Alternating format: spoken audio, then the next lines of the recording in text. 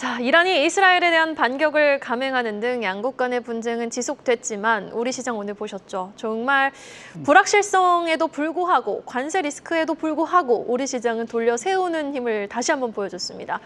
진짜 오늘 시장을 보면은 와, 우리 시장이 그동안 얼마나 갈증을 느꼈었던 거지라는 생각을 다시 한번 좀 하게 되는데 오늘의 시장 어떻게 좀 평가하시나요? 확실히 한국 시장에 대한 그 소위 바라보는 시각이 완전히 달라졌다. 그리고 이것은 외국인뿐만 아니라 국내 투자자들도 좀 대하는 태도가 좀 달라졌다 이렇게 봐야 될 것 같고요. 물론 아직 중동의 그러한 리스크가 당장 끝난 것은 아니지만 앞으로도 이것을 잘 넘길 수 있는 충분히 기대를 해볼 수 있겠다 생각을 하고 있고요. 통상 지난 짧게는 30년, 길게는 한 80년 역사 중에서 지금 지정학적 리스크가 발생했을 때 평균적으로는 늘 이것은 저가 매수의 기회였습니다. 다만 이것이 1년 내내 매도로, 그러니까 마이너스로 이어지는 유일한 타이밍은 언제였냐면 주가가 고점에 가 있을 때, 즉 밸류에이션이 너무 비쌀 때만 보통 이제 그 한 해가 지나고 나면 마이너스. 결국은 보통 이런 지정학적 이벤트를 빌미로 매도의 그런 이유를 찾는 그런 케이스들이 있었는데요. 적어도 미국 시장은 그 가능성이 조금 있어 보입니다. 워낙 지금 전고점 수준까지 밸류에이션이 와 있는 상태고 지난 30년 평균 대비, 그러니까 PER이 보통 30년 평균이 한 16배 되는데 지금 22배 거래되고 있거든요. 네. 그래서 전고점 수준까지 많이 올라와서 좀 비싼 측면이 있기 때문에 상대적으로 미국은 좀 뻑뻑하다 보셔야 될 것 같은데 우리나라는 이제 작년 거의 전 세계 꼴찌에서 올해 이제 드디어 상반기 전 세계 1등으로 올라섰지만 사실은 작년 8월의 고점과 지금 고점을 비교해 보면 큰 차이 없습니다. 사실은 이제 다시 시작하는 그런 상황이기 때문에 한국 시장에 대해서는 좀 긍정적으로 보고 있고요. 결정적으로 외국인들이 오늘은 조금 팔았지만 기본적으로 외국인들의 비중이 특히 코스피 기준으로는 너무 적어요. 사실은 32% 지금 차트에 나와 있네요. 여전히 적다는 말씀이시죠? 예, 최근 지난주 금요일에 32.1%였는데요. 작년 여름 고점이 35.6%였고요.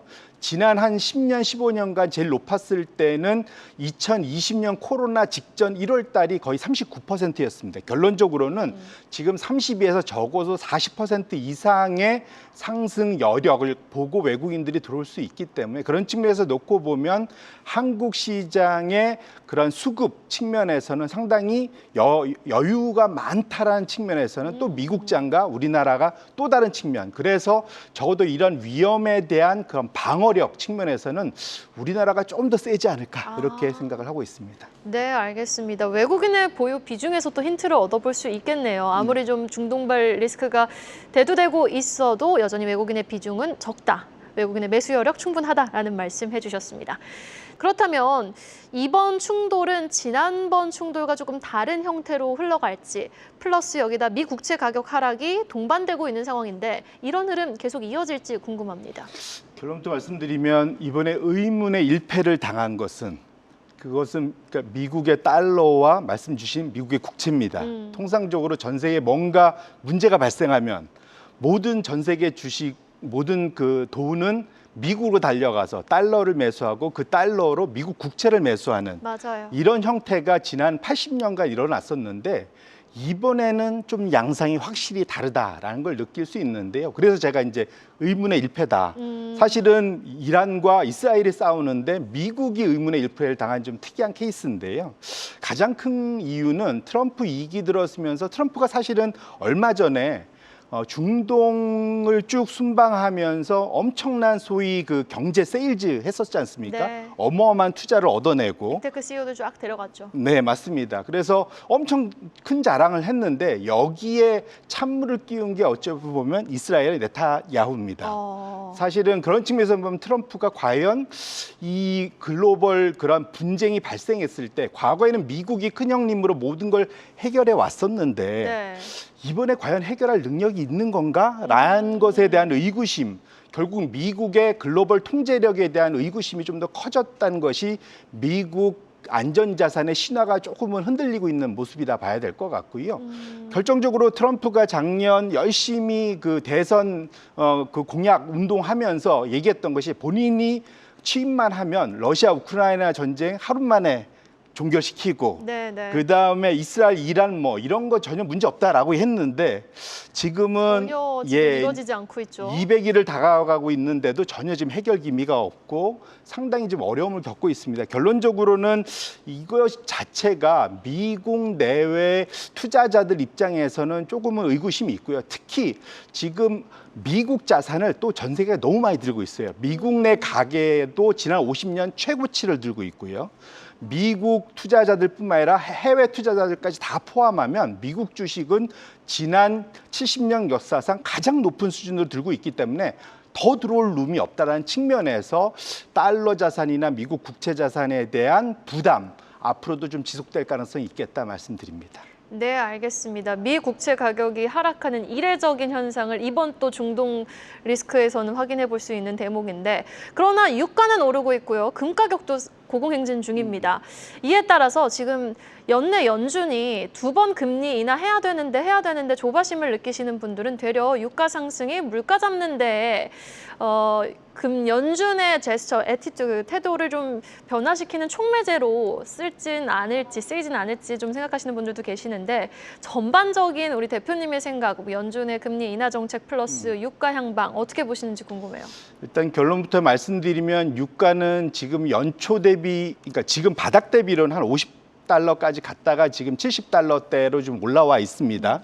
되게 비싸 보이긴 하는데 잘 생각해 보시면 올해 1월 초에는 이게 80달러가 넘었었어요. 아, 그랬나요? 네, 이게 오. V자로 지금 올라와서 그렇지 사실은 연초에서 살짝 올라와 있는 수준입니다. 그리고 오. 지난 3년간 놓고 보면은 사실은 유가가 지속적으로 우하향이었어요. 그러니까 즉 러시아 우크라이나 전쟁 터지고 100달러가 넘어섰던 원유 가격이 지금은 사실은 60, 50까지 내려왔다가 지금 70 와 있기 때문에 상대적으로는 좀 뭐랄까 지금 물가에 미칠 영향이 상대적으로 좀 적다. 다만 이것이 추가적으로 더 올라간다면 좀 부담이 될 텐데요. 그런데 적어도 이제 만약에 여기서 유가가 본격적으로 올라가려면 이스라엘과 이란의 그 확전이 무엇을 향해야 되냐면 지금 중동의 그 소위 그 수출 기지들, 즉 중동에서 전 세계로 그 원유 생산해서 수출해 가는 수출 기지들이 타격을 입으면 문제가 발생할 가능성이 매우 높습니다. 그런데 적어도 지금까지 지금 차트에 열렸는데 지금 우리가 앞으로 지금 봐야 될 거는 지금 주말 동안 이스라엘이 이란 타격한 거는 그 이란 내의 에너지를 좀 막는 에너지 소비를 억제하는 이제 그런 쪽으로 타격이 있었지 이란의 수출 터미널이나 정유 시설에 대한 타격은 상당히 없었다라는 게 중요하고요. 앞으로 우리가 한 일주일간 열심히 봐야 될 거는 저기 써 있는데 파란색으로 카르그 섬이 있습니다. 이란 수출 원유의 90%가 저기를 통해서 나간다고 해요. 네. 그러니까 저기를 때리느냐 보셔야 될 것 같고요. 저기 아바단이라는 거는 그러니까 이란의 최대 정유 시설이 저기에 있습니다. 결론은 저 두 군데에 대해서 이스라엘이 공격을 하냐 안 하냐가 관건일 것 같고 적어도 지금까지 분위기로 봐서는 그걸 하지 않을 것 같아서 걱정은 있으나 적어도 중동에서 전세를 향해 나가는 원유 물동량이 잠기는 그런 일은 없을 가능성이 있기 때문에 그런 측면에서 놓고 보면 너무 걱정하지는 말자. FOMC는 어쨌거나 여기에 대한 리스크에 대해서 걱정은 하고 있으나 적어도 지금 그 소위 관세발 그 소위 인플레이션 상승에 대한 우려가 더 크기 때문에 네네. 거기에 대한 언급들이 좀 더 많을 것 같다 이렇게 말씀드립니다. 그러니까 여러분 뉴스가 나와도 카르그 섬, 아바단 정유 공장에 무슨 피습이 발생했다 이런 부분을 조금 주의 깊게 지켜보셔야지 또 유가 상승과 어떻게 좀 연동되는 흐름을 보일지 확인을 해봐야 될 대목이 될 것 같습니다. 자, 우리 시장 보면요. 오늘 또 수출입 데이터가 확실하게 찍혀주는 쪽으로 시장의 무게 추가 좀 기울면서 조선, 방산, 원전, 전력이 강했거든요. 그리고 또 유가 상승에 따라 움직이는 뭐 정유주, 방산주도 강했습니다. 자, 계속해서 이런 기존 주도주들의 상승 랠리가 이어질지 투자 전략 어떻게 가져갈까요? 일단은 뭐 중동 이슈 상당히 걱정은 되나 이것이 장기화될지에 대해서는 그것을 기본 시나리오로 투자 포트폴리오 전략을 짜는 것은 조금 위험해 보이고요. 네. 그 단기적으로 마무리되지 않을까라고 저는 기대를 개인적으로 하고 있습니다. 그다음에 최근 들어서의 가장 큰 흐름은 최근 1년 사이에 보면은 그러니까 미국 주식은 다시 성장주로 선호도가 많이 넘겨갔지만 빅테크 위주로 미국을 제한 나머지 나라에서는 가치주가 선호주보다 훨씬 더 선방하는 모습들을 많이 보이고 있어요. 결론적으로는 우리나라가 최근 상법 개정을 통해서 저평가받는 한국 시장은 시장 자체가 사실은 가치주 성격을 갖고 있기 때문에 네. 이런 큰 글로벌 흐름에 상당히 부합할 수 있다는 걸 보셔야 될 것 같고 그 기존 말씀 주셨던 주도주들이야 앞으로도 계속 잘 갈 수 있겠지만 새롭게 외국인들이 한국 시장에 기대하는 것은 상법 개정을 통한 저 PBR 저평가 종목을 신규로 계속 발굴하는 모습들이 있을 겁니다. 당장 한 달 일주일 사이는 작년 상반기에 좋았던 은행주나 자동차주의 본격적인 매수가 다시 들어왔던 걸 우리 확인하실 수 있었을 거고요. 앞으로도 이와 관련돼서 이런 전반적인 수혜가 장기적으로 좀 넓어질 수 있기 때문에 저평가되고 펀더멘탈이 괜찮은, 그래서 지금 주주 환원에 조금 더 적극적이거나 조금 그럴 가능성이 높아지는 기업들에 대해서 외국인들의 그러한 순매수 장기화될 거고, 이런 것들을 같이 동행 매수하시는 것, 동반 매수하는 것이 항상 좋은 전략이 될 수 있겠다, 이렇게 말씀드립니다. 네, 알겠습니다. 오늘 대표님의 대답에서 또 힌트를 얻어볼 수 있겠네요. 여전히 외국인의 비중이 낮은 종목들 좀 선별해 볼 필요가 있어 보입니다. 지금까지 디멘전 투자자문 투자부문 송재경 대표와 함께 이야기 나눠봤습니다. 대표님, 오늘 말씀 고맙습니다. 네. 계속해서 다양한 경제 이슈를 알고 싶다면 구독과 좋아요, 알림 설정 부탁드립니다. AI 캐스터 권미정이었습니다.